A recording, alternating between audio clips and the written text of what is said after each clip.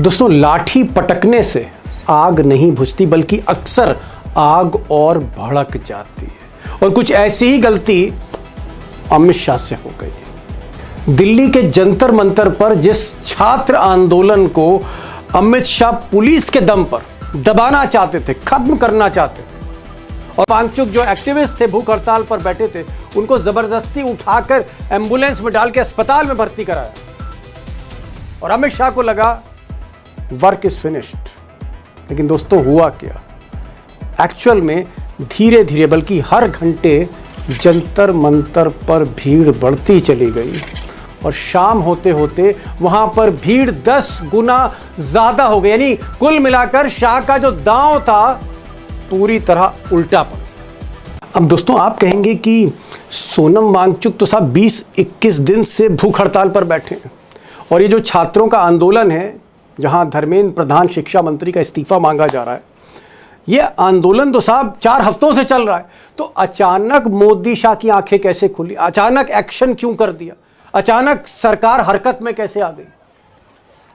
अब इसके पीछे दोस्तों जो राज है वो यही है कि 20 तारीख से 20 जुलाई से यानी 2 दिन बाद मंडे से मॉनसून सत्र, संसद का मॉनसून सत्र शुरू हो रहा है। और इस सत्र में, इस सेशन में मोदी जी कुछ इंपॉर्टेंट बिल ला रहे हैं, कुछ कानून बनाना चाह रहे हैं। ऐसे कानून जहां समर्थन की भी जरूरत है मोदी को, और अगर वो बन गए तो मोदी की कुर्सी और मजबूत हो जाएगी। और इत्तेफाक देखिए कि सोनम वांगचुक 20 तारीख को जंतर मंतर से एक बड़ी मार्च कर रहे हैं जो संसद का घेराव करना चाहती है। और दुर्भाग्य देखिए गुजरात लॉबी का कि जितने भी विपक्ष के सांसद हैं पिछले 4-5 दिन में सब एक हो गए। कांग्रेस भी एक, आम आदमी party, TMC, DMK, Uddhav Thackeray की पार्टी, शरद पवार की पार्टी, तेजस्वी की पार्टी, अखिलेश की पार्टी, जो भी पार्टी है सब लामबंद हो गई हैं, सोनम वांगचुक के पीछे खड़ी हो गई हैं। सबको धर्मेंद्र प्रधान का इस्तीफा चाहिए और सब के सब छात्रों के इस आंदोलन को बैक कर। तो अब अमित शाह चाहते हैं कि इस आंदोलन को किसी तरह से दबा दिया जाए, और सांसद, विपक्षी सांसद चाहते हैं कि एक ऐसा मौका है जहां मोदी को नीचे झुकाया जा सकता है। तो टकराव होने जा रहा है 20 तारीख को, और क्योंकि संसद में अब ये जो पूरा जंतर मंतर का खेल है वो संसद पहुंचने वाला है।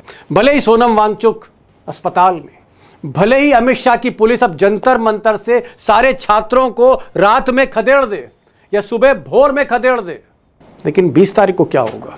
संसद चलेगी तो उसके अंदर क्या होगा? और यही मेरा आज का सवाल है कि संजय जी, मेरा जो पहला सवाल है कि आज क्या अमित शाह बड़ी गलती कर गए?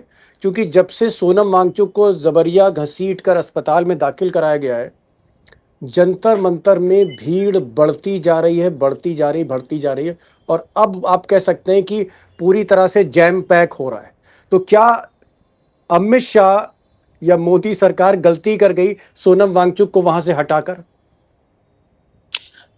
देखिए, पहली बात तो ये कि इनको ये लगा था कि ये आंदोलन ज्यादा बड़ा बनेगा नहीं, इसलिए इन्होंने अलाउ किया, और फिर वो धरना अनशन में तब्दील हुआ। सोनम वांगचुक जी का अनशन 1 दिन, 2 दिन, 10 दिन, 15 दिन, ये लोग कोई केयर नहीं कर रहे थे। लोग भी नहीं आ रहे थे, सच्चाई है। मैं भी वहां 2-3 बार लोग भी नहीं आ रहे थे। हाँ, लोग भी नहीं आ रहे थे, ये भी बात आपकी सही है कि लोग भी नहीं आ रहे थे। मैं धरने के 7वें-8वें दिन वहां पे पहुंच गया था, लेकिन सरकार को तो यही लगा था कि जनता इनको इनकी हालत पे छोड़ देगी, और ये आमरण अनशन पे बैठे हैं तो बैठे रहें। जैसे प्रोफेसर जीडी अग्रवाल के साथ व्यवहार प्रधानमंत्री नरेंद्र मोदी ने किया कि बार बार उन्होंने चिट्ठी लिखी थी अविरल और निर्मल गंगा के लिए, बांधों को न बनाने के लिए, और 111 दिन के बाद उनकी मौत हो गई। इनको ये लगा था कि सोनम वांगचुक के साथ भी शायद ऐसा ही होगा। वो मजबूर होके, परेशान होके, भूख से तड़प के या तो अनशन खत्म कर देंगे या कोई अनहोनी घटना घटेगी तो देखा जाएगा। लेकिन जब 20 जुलाई का उन्होंने आह्वान किया, वो सरकार के लिए मुश्किल हो गई। जिस दिन मैं गया था उस दिन ही उन्होंने 20 जुलाई की बात की थी, संसद का सत्र 20 जुलाई को शुरू होना था। तो मैंने उस दिन, आपने देखा होगा, स्टेज से कह दिया था कि भाई 20 जुलाई से जो संसद चलेगी उसमें ये मामला तो जरूर आम आदमी पार्टी उठाएगी। और फिर उसके बाद आपने देखा कि वहां पे सीपीएम के लोग आए, सीपीआई के लोग आए, समाजवादी पार्टी के लोग आए, तमाम टीएमसी, फिल्म के, टीएमसी के लोग आए, डीएमके, हीरो डीएमके के लोग आए। डीएमके के उद्धव लोग तो ठाकरे। हमारे साथ ही गए थे। जी उद्धव ठाकरे की पार्टी आई, राज ठाकरे की भी पार्टी के प्रतिनिधि आज पहुंचे, और अरविंद केजरीवाल वहां पर पहुंचे। अरविंद केजरीवाल जी के पहुंचने के बाद कांग्रेस, जो पूरी तरीके से इस आंदोलन से अपने आप को दूर रखे हुए थी, वो भी फिर पहुंची, कांग्रेस भी पहुंची। तो अब सरकार को यह समझ में आने लगा कि यह आंदोलन बहुत बड़ा रूप लेने वाला है, और 20 जुलाई को अगर संसद मार्च हुआ और सारी पॉलिटिकल पार्टीज के एमपी और नेता और जनता बड़ी तादाद में वहां पहुंच गई, तो फिर इनको मुश्किल होगी। और इसीलिए इन्होंने जबरन एक तानाशाही पूर्ण रवैया अपनाते हुए सोनम वांगचुक के आमरण अनशन को जबरदस्ती उनको जंतर मंतर से उठा के हॉस्पिटल में एडमिट करा दिया। हालांकि मुझे अभी तक जो जानकारी है कि उन्होंने कोई अन्न ग्रहण नहीं किया है, जी हाँ। और लगातार वो सरकार से यही कह रहे हैं कि भाई हम अपना अनशन जारी रखेंगे। उनकी पत्नी का भी इसी तरह का बयान आया। जी जी दूसरी अच्छी बात ये हुई कि आंदोलन को मजबूती देने के लिए, बल देने के लिए, जो इसके एक युवा चेहरे हैं अभिजीत दीपके जी, वो उन्होंने अपनी भूख हड़ताल शुरू कर दी है। तो आज आप देखिए कि और बड़ी तादाद में लोग वहां पे पहुंचे। क्यों पहुंचे? इसलिए पहुंचे कि आप इतने संवेदनहीन कैसे हो सकते हैं? ब्राजील के फुटबॉलर के लिए ट्वीट करने के लिए आपके पास टाइम है, फिल्म के अभिनेताओं से मिलने के लिए आपके पास टाइम है, प्रधानमंत्री मेलोनी के साथ फोटो मेलोडी की डाल के, चॉकलेट डाल के नौटंकी करने की पूरी आपको विधा मालूम है, पूरा तरीका मालूम है, कैसे ड्रामा होता है, कैसे ही की होता है, पूरी दुनिया की आप सैर कर रहे हैं। और एक आदमी जो आपके दफ्तर से 3 किलोमीटर दूर बैठा हुआ है, उससे बातचीत करने की फुर्सत नहीं आपको। क्या गुनाह था सोनम वांगचुक का? भाई 93 पेपर लीक हुए हैं हिंदुस्तान में, और उस 93 पेपर लीक में करोड़ों छात्रों का जीवन बर्बाद हुआ है।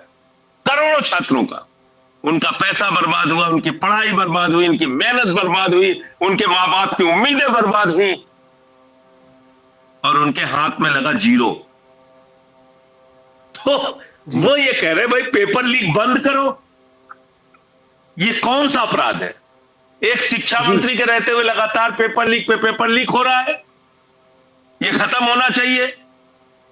तो एक उनकी जो मांग थी उसको लेके सरकार का कोई प्रतिनिधि बात भी नहीं करेगा, और उठा के उनको हॉस्पिटल में एडमिट कर दिया जाएगा। जी इसके कारण से दीपक जी आज इतनी बड़ी तादाद में लोग पहुंचे हैं, क्योंकि लोगों को अंदर से इस बात की तकलीफ थी कि एक तो सरकार कोई बात नहीं कर रही है, और 21 दिन के बाद एक शख्स को जिसकी उम्र लगभग 60 साल है, उठा के अपने अस्पताल में जबरदस्ती पुलिस बल का प्रयोग करके उसको एडमिट करा दिया, और रातों रात आपने एक दिन पहले अपना पुलिस कमिश्नर बदल दिया। तो यही करने के लिए पुलिस कमिश्नर बदला आपने, यही कार्रवाई करने के लिए। शिक्षा बीजेपी की प्राथमिकता में है दीपक शर्मा जी। 1 लाख सरकारी स्कूल हिंदुस्तान में बंद हो चुके हैं। 1,20,000 सरकारी स्कूल ऐसे हैं जिसमें सिर्फ एक टीचर। इस देश के अंदर 98,000 सरकारी स्कूल ऐसे हैं जिसमें बच्चियों के लिए टॉयलेट का इंतजाम नहीं है। 1,19,000 सरकारी स्कूल ऐसे हैं जिसमें बिजली का इंतजाम नहीं है। बच्चों के छत, सर के स्कूल की छत गिर जाती है और वो मर जाते हैं। ऐसी घटनाएं राजस्थान में, उत्तर प्रदेश में कई जगहों पे हुई। यूपी के अंदर 56,000 सरकारी स्कूल बंद हो चुके हैं, और हमारे यहां देखने को क्या मिलता है? जी मेडिकल कॉलेज बंद होने पर बीजेपी वाले लड्डू बांटते हैं सर। जम्मू के अंदर मेडिकल कॉलेज बंद करा के अभी जौहर विश्वविद्यालय गिरा के लड्डू बांटने वाले हैं। तो इनकी प्राथमिकता में शिक्षा है नहीं। मोदी का नारा है अनपढ़ रहेगा इंडिया, तभी तो अंधभक्त बनेगा इंडिया। तो इनको अंधभक्त बनाना है। एक चीज संजय भाई पूछ रहा था, क्योंकि आप अन्ना आंदोलन में भी थे और हमारी आपकी तो मुलाकात ही वहीं से शुरू हुई। अन्ना आंदोलन को मैं कवर कर रहा था और आप मंच पर थे, और आज देखते देखते बरसों बीत गए। क्योंकि आप फुल टाइम पॉलिटिशियन है, धरना है, प्रदर्शन है, गिरफ्तारी है, बस में बैठना, चलो दीवाने कहाँ चले, जेल चले भाई जेल चले, ये सब में आपका कोई सानी नहीं है। आपको क्या लगता है, आपको क्या लगता है कि जिस तरह से आज वहाँ भीड़ बढ़ गई और पब्लिक ही पब्लिक है, बच्चे ही बच्चे हैं वहाँ पर, और बार बार अनाउंसमेंट हो रहा है, जब हम आप बात कर रहे हैं इस वक्त वहाँ अनाउंसमेंट चल रहा है, पुलिस लाउड स्पीकर से अनाउंस कर रही है कि यहाँ दफ़ा 144 लगी हुई है, इस जगह को खाली कर दीजिए, यहाँ पर आपकी मौजूदगी इलीगल है। क्या आपको लगता है कि सोनम वांगचुक को हटाने के बाद अब अगला नंबर अभिजीत का है, या जो भी बच्चे वहाँ बैठे हैं, पुलिस आज रात तक, कल सुबह 5 बजे तक, भोर में इनको हटा देगी? आपकी आशंका? जी हाँ, मुझे पता है कि वहां पे अनाउंसमेंट हो रहा है और कई पत्रकार भी इस बात का अपनी रिपोर्टिंग में जिक्र कर रहे हैं कि उस जगह को खाली करने के लिए धारा 144 लगा दी गई है और बार-बार पुलिस वहां पे अपील कर रही है। देखिए, कहावत है विनाश काले विपरीत बुद्धि। तो अगर विनाश का काल आ गया है मोदी सरकार का, तो ठीक है, वो डंडे भी चला सकते हैं, वो वहां से आंदोलन को उखाड़ भी सकते हैं, लेकिन फिर क्या दलील देंगे? वो सुबह तो कह रहे थे कि साहब हाई कोर्ट का आदेश है कि हम हेल्थ की मॉनिटरिंग करेंगे, और जब हमने देखा कि वांगचुक साहब की तबीयत खराब हो गई, तब इसलिए हम उनको हॉस्पिटल लेके गए। हालांकि ये बात सच नहीं थी, झूठ बोला उन्होंने। अब क्या बहाना लेके वो खत्म करेंगे? अब क्या क्या कह के वो इस आंदोलन को उजाड़ेंगे? वो अपने आप को ये साबित करेंगे कि वो हिटलर की राह पर हैं, वो तानाशाह हैं, वो नहीं सुनेंगे पेपर लीक का मुद्दा, वो नहीं सुनेंगे देश के करोड़ों नौजवानों की आवाज को, जी वो नहीं जी केयर करते सोनम वांगचुक अभिजीत दीप के। अपने गुंडों को भेज के आप देख रहे हैं वहां स्याही फिकवा रहे हैं उसके चेहरे पे, आपने देखा अभी। जी, हाँ और उस देखा। लेडी से पूछा गया, उस लेडी, तमाम गुंडे पीछे जाके हल्ला करते हैं, हंगामा करते हैं, और एक महिला तो आई जिसने स्याही फेंका। तो स्याही फेंकने वाली महिला से जब पूछा गया कि भाई आपको किसने भेजा है, क्यों आपने स्याही फेंका, तो कहती है जय श्री राम। तो भगवान श्री राम ने कहा ये सब करने के लिए? ये एक जी एक मतलब अजीब, मुझे तो कई बार बड़ी बेचैनी होती है ये सब देख के कि भगवान श्री राम का नारा लगा के, भारत माता का नारा लगा के, इस प्रकार की गुंडागर्दी करने का इन लोगों को लाइसेंस किसने दिया भाई? जी। किसने दे दिया लाइसेंस? संजय भाई, एक चीज तो और। ये जी वहां निश्चित रूप से कोई हंगामा करवा सकते हैं और किसी न किसी प्रकार से इस आंदोलन को खत्म करने की कोशिश कर सकते, क्योंकि मैं आपको बता रहा हूं बड़ा डर इनको 20 तारीख का है। 20 तारीख। इनको मालूम है कि 20 तारीख को पूरे देश से लोग वहां पहुंच सकते हैं, और उस बात को टालने के लिए, 20 तारीख के आंदोलन को टालने के लिए, संसद मार्च को टालने के लिए ये वहां किसी भी प्रकार का कांड कर सकते हैं। क्या आप